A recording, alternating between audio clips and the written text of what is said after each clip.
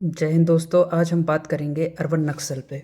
चूँकि भारत में इस टाइम हम ज़्यादा देख पा रहे हैं कि अलग-अलग राज्यों में, अलग-अलग राज्यों के कई जगहों पे जो नक्सलवाद का, आतंकवादी का गतिविधि करने का तरीका ही चेंज कर दिया है।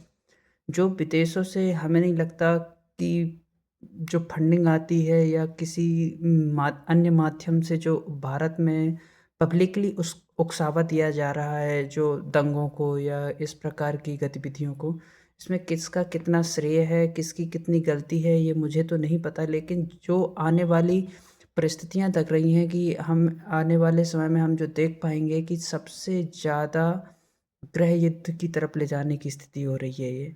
मतलब कि जात जात का डिस्क्रिमिनेशन कर दिया है, समाज के अंदर समाज का डिस्क्रिमिनेशन कर दिया है। मतलब कि हमें किसी हर एंगल से तोड़ा जा रहा है। हिंदू को हर एंगल से तोड़ा जा रहा है। एक साइड तो वो कहते हैं बटोगे तो कटोगे, और दूसरी तरफ जात जात का जात में बाँट दिया, है ना?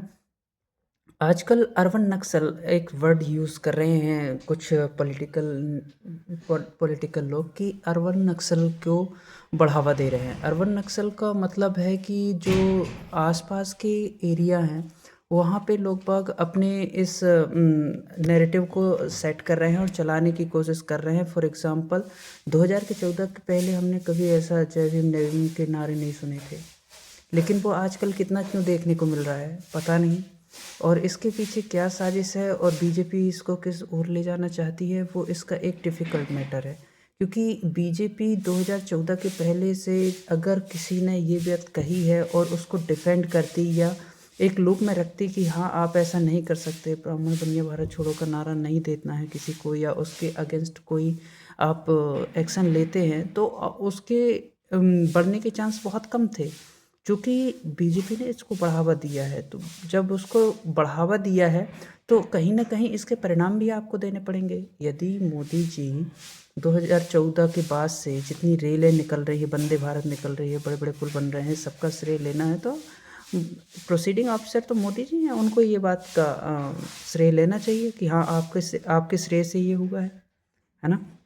और जो केवल दलित शोषित वंचितों की सरकार है, ये है जनरल और कास्ट के लिए तो कोई जगह ही नहीं है भारत में, है ना? बस टैक्स के लिए, जब टैक्स कलेक्शन हो तो सब भारतीय हैं, इसके बाद सब अलग अलग हैं। तो ये एक दोहरा रवैया है भाई। नपना एक रखो, जिससे आप नाप रहे हो वो टूल एक रखो, है ना? अभी जो भारत में अभी जो डीयू में जिस बच्ची के साथ दरिंदगी हुई है, जिस बच्ची के साथ रेप करने की कोशिश हुई है या उसको साथ गलत करने की कोशिश की है, बताओ, उसको पकड़ के इसको ले चलो, देखते हैं। मतलब ये वर्ड क्या है कि इसको ले चलो देखते हैं, जब इसको पता चलेगा।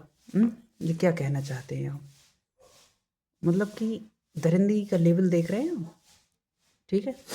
और ये सब राजनीति पर्दे के पीछे वाली राजनीति है। ये जनता को उकसाना, जो मेन मुद्दों की तरफ ना जाए, एजुकेशन की तरफ ना जाए, बेरोजगारी की तरफ ना जाए, कोई बच्चा रोजगार ना मांगे, कोई लड़का शिक्षा ना मांगे, कोई परिवार शिक्षा ना मांगे, इन सबको फंसाने के लिए अभी जो बिल आया है, बिल पे कोई क्वेश्चन न पूछे, इन सबको डाइल्यूट करने के लिए ये सब काम किए जा रहे हैं, जिससे मेन मुद्दों की तरफ आपका ध्यान ही आकर्षित ना हो, है ना?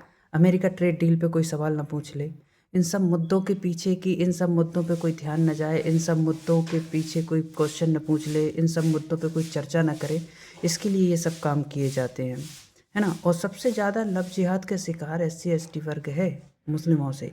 क्योंकि उन जय भीम का जब नारा दे रहे हैं तो वो एक साथ आ रहे हैं, एक साथ आ रहे हैं, तो इनके साथ अभी एक प्रेस कॉन्फ्रेंस में पूछा भी गया था सवाल कि आप क्या इस बारे में आप क्या कहेंगे कि सबसे ज़्यादा SC ST की लड़कियां ही लव जिहाद का शिकार हैं? तो कह रहे नहीं नहीं, वो हम एनालाइज कर रहे हैं, वो देखते हैं। क्या एनालाइज करोगे यार तुम? दिखता नहीं है क्या? जो चीज़ दिख रही है उसमें एनालाइज करोगे तुम? वो सबसे ज़्यादा OBC प्रताड़ित है SC ST कैटेगरी की एक्ट से। सबसे ज़्यादा भारत में अगर सबसे ज़्यादा केस फेक लगाए हैं तो वो SC ST वालों ने OBC पे लगाए हैं, जिसके कारण आज भी सबसे ज़्यादा प्रताड़ित वर्ग है तो OBC वर्ग है, जनरल उतना नहीं है। लेकिन वही बात है कि अब राजनीति करनी है, राजनीतिक करियर चमकाना है ना? अपना नहीं तो अपने बच्चों का, अपने बच्चों का नहीं तो अपनी बेटी का। मतलब राजनीति एक फुल टाइम प्रोफेशनल वो हो गई है जॉब कि हाँ, आप ऐसा अगर इसमें रहोगे तो आपकी फैमिली ही रहेगी, अदरवाइज़ कोई नहीं रहेगा, है ना?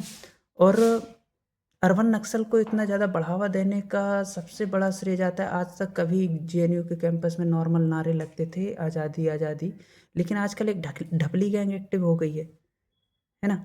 इनको कहाँ से फंडिंग मिलती है, क्या होता है, क्या नहीं होता है, हमें नहीं पता कि ये इतने बेरोज़गार हैं कि ये सब काम करने के लिए ललायत रहते हैं, चाहे जब आ जाते हैं लेके ढपली अपनी। इनको कहाँ से फंडिंग हो रही, कहाँ से क्या हो रहा है, ये गवर्नमेंट पता ही नहीं लगा पाई और दावा करते हैं हम भारत की चौथी इकोनॉमी हैं, हम भारत की सुपर पावर बनने जा रहे हैं, भारत ये कर लेगा, भारत ये कर लेगा। कहाँ कर लेगा यार भारत? भारत कुछ ना कर पाएगा और भारत विभाजित और हो जाएगा ऐसी हरकतों की वजह से। कुछ तो करो, कम से कम ये फंडिंग कहाँ से हो रही है, इसका स्रोत तो देखो कि कहाँ क्या हो रहा है, क्या कर रहे हो, किस तरफ देश को ले जा रहे हो।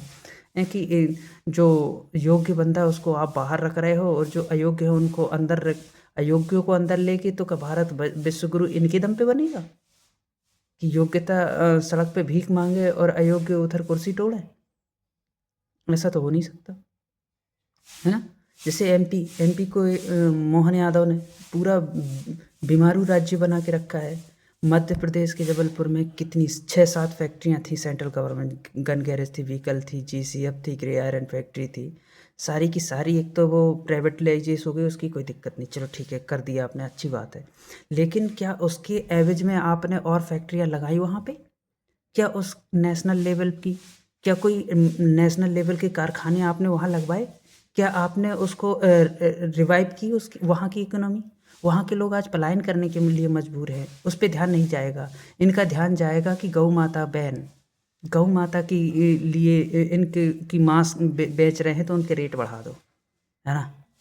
इनका ध्यान जाएगा यूजीसी एक्ट लागू कर दो, चाहे कोई पढ़ पाए चाहे ना पढ़ पाए, इनका इसमें ध्यान जाएगा। वहाँ आईटी पार्क बन रहा है, आज तक उसका विकास नहीं हो पाया, इस पे ध्यान नहीं जाएगा उनका। मतलब निकृष्टता की एक हद होती है, निकृष्टता की एकदम, है ना? अरे भाई, आप हिंदू हैं, आप एक योग्य परिवार से हैं, तो आपका एक चक्षु लज्जा जिसको कहते हैं ना कि पॉलिटिकली करेक्ट होना, आपका तो कोई स्टैंड होगा, आपका तो कोई एक स्टैंड होगा कि हाँ, इस स्टैंड पे हम खड़े हैं, ये मेरा स्टैंड है, इसके आगे मैं कुछ नहीं कह सकता, इसके इस साइड में नहीं आ सकता, ये मेरा स्टैंड है कि हम हिंदू हैं, हम यादव हैं, तो ऐसी कोई बात। अभी इंदौर में वो इतने सारे बच्चे मर गए जहरीला पानी पी के, उस पर कोई नहीं, उस पर और उटपटांग बयान दे रहे हैं कैलाश वर्गीय जैसे नेता। वो अपने आप को माननीय कहलाते हैं, कहे कि ये अब सांसद है, पावर इनके इनके हाथ में है, पावर इनके हाथ में, तो वो कुछ भी कर सकते हैं। तो ऐसा नहीं हो सकता ना, अपना एक रखना पड़ेगा तब आप आगे कुछ कर पाओगे।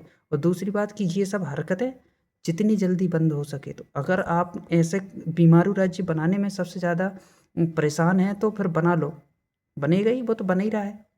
सागर से दमोह से कितने ज़्यादा लोग पलायन कर रहे हैं, कितने ज़्यादा लोग परेशान हैं, कितने ज़्यादा वहाँ पे केसेस हो रहे हैं, जातिगत दंगे हो रहे हैं, धार्मिक दंगे हो रहे हैं।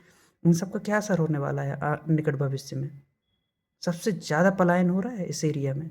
लेकिन यहाँ की एमपी की सरकार ऐसा कुछ नहीं कर रही कि यहाँ के बेरोजगारों को, यहाँ के लोगों को रोजगार दे सके। रोजगारों के लिए नाम पे इन्वेस्टमेंट के नाम पे मध्य प्रदेश ठप है और इतनी निकृष्टता हो रही है कि उस पर ध्यान देने की भी ज़रूरत नहीं है।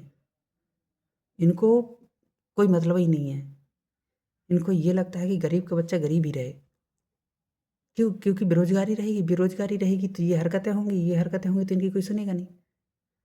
मध्य प्रदेश का युवा भी ऐसा है कि उसको कोई लेने देना नहीं इन सब चीज़ों से, कौन सा हमारा, कौन सा हमारा, तो ऐसे में तो टाइम ही निकल जा रहा है।